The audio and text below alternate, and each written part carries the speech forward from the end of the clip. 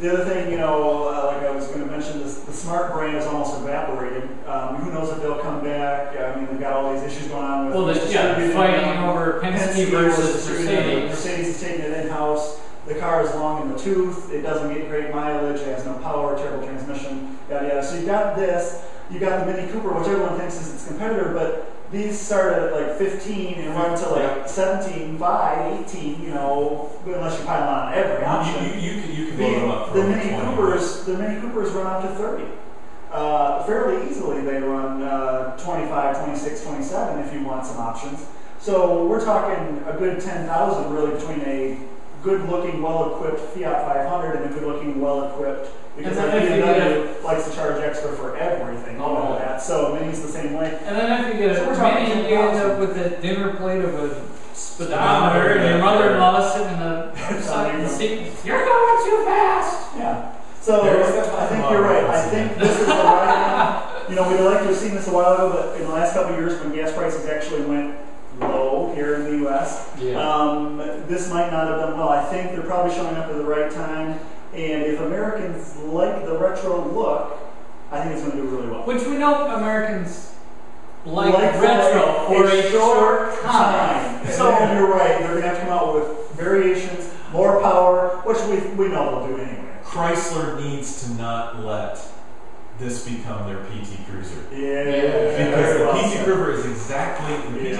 exactly what could happen to the Fiat 500. Now the PT Cruiser could have done well longer had they not given it a stupid interior, had they not done the refreshes that they did. If they'd have refreshed it correctly. The refreshes were so mild that it didn't register on anybody's radar. Well, they made the interior just a regular neon interior.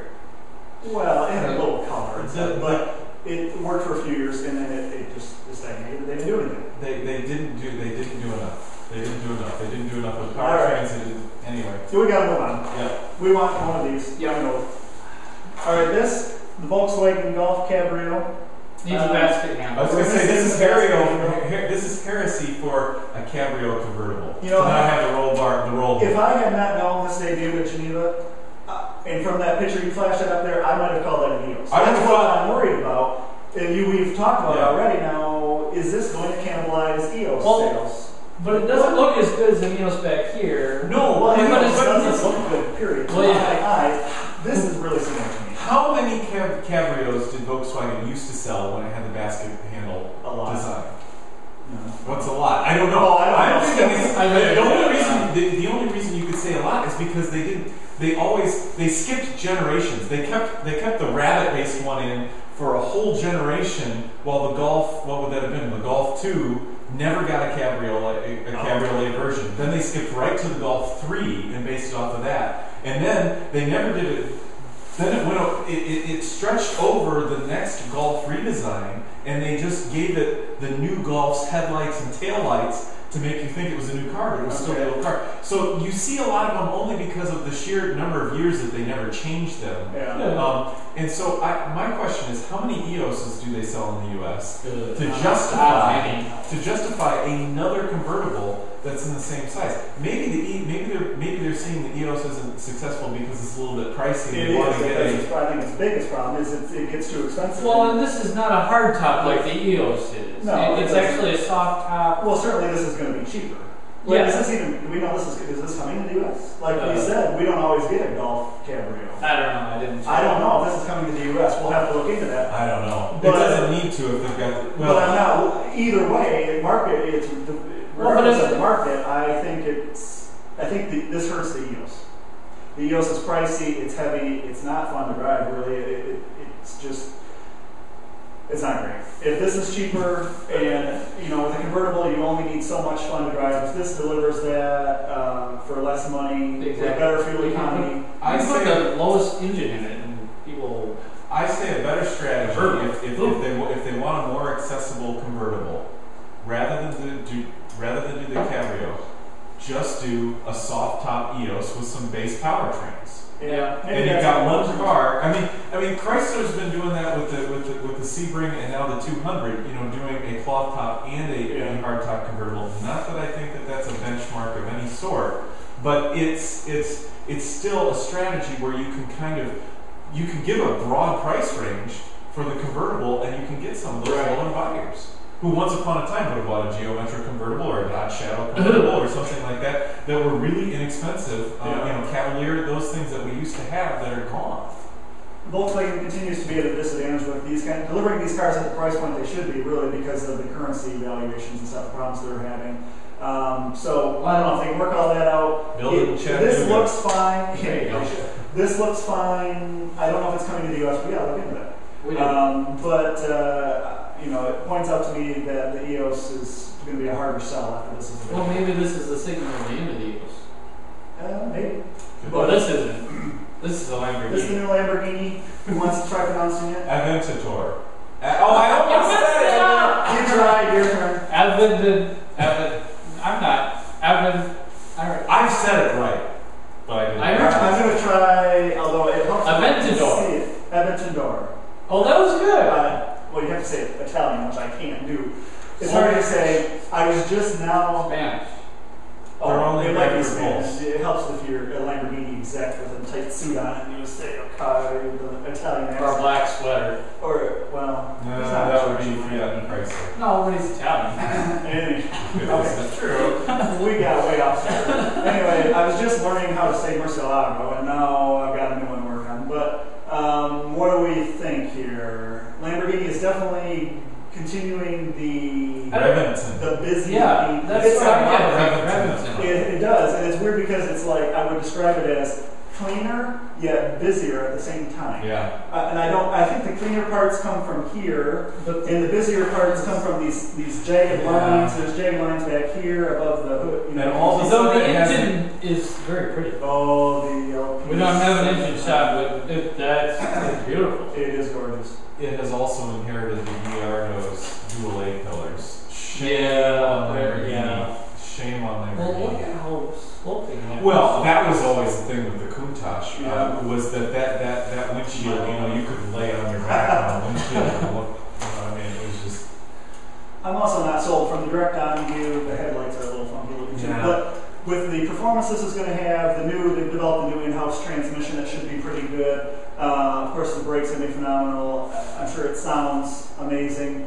It's not the most gorgeous car I've ever seen. I'd probably go, I don't know, there's a lot of options I'd probably get before I parted for what they're asking for this. But you can't argue with, did they actually rate it at 700 or rate it at 690 something? I've seen several numbers coming back and forth. It's been 700 all through, kind of, right in that we've been hearing about. But either way, 690, 700, naturally aspirated, lots of power. And it's not direct injected either.